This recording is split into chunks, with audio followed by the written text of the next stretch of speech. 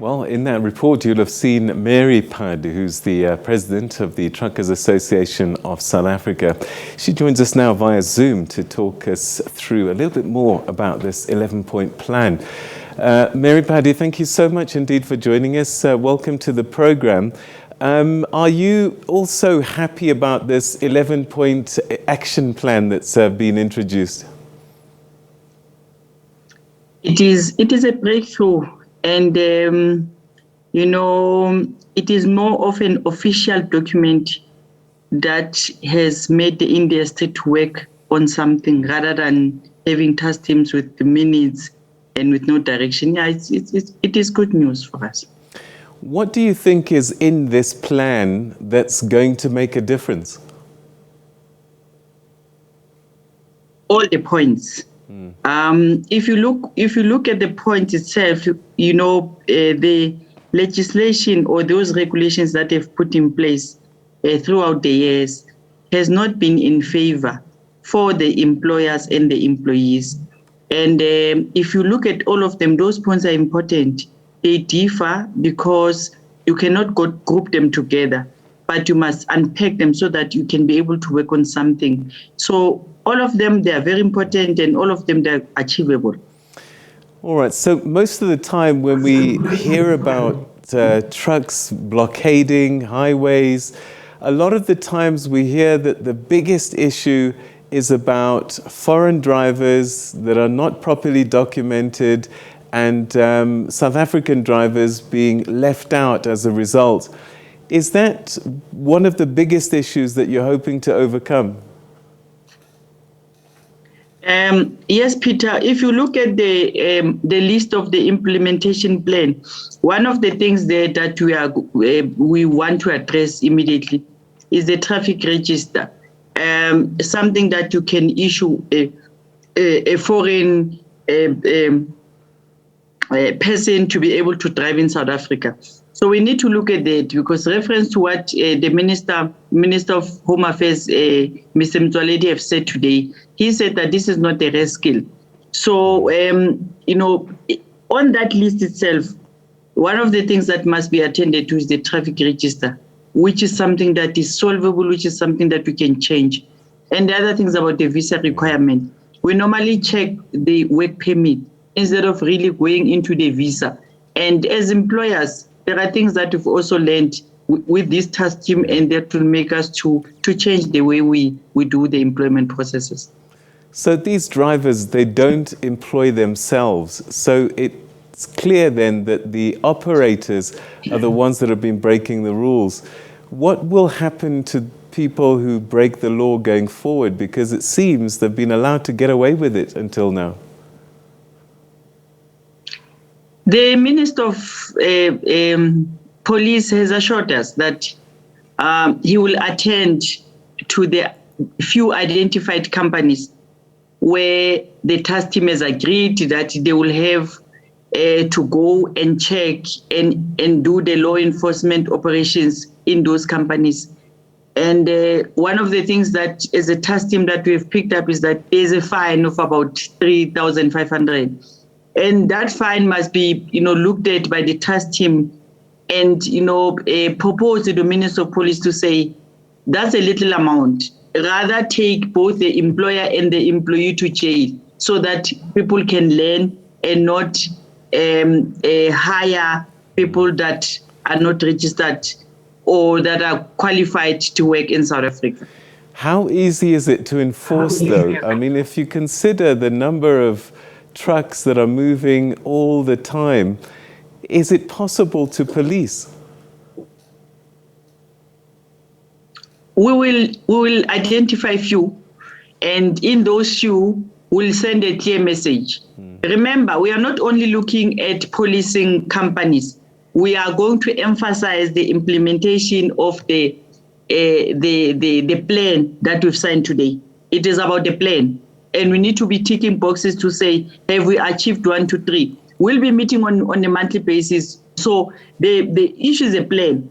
It's not for us to go out there because we've done the inspections before, and people seem to be getting away with it. So combined with that, the implementation plan must give us a direction to say, what have you achieved? What changes have you brought within the transport industry that will make it hard for a person that is not legally supposed to be working in South Africa to be not employable. So that's about it. All right, so that's the labour issue. The other things that were on the table are changes in legislation. You've talked about the traffic register. What else would you like to see change? Obviously, the issue of transformation.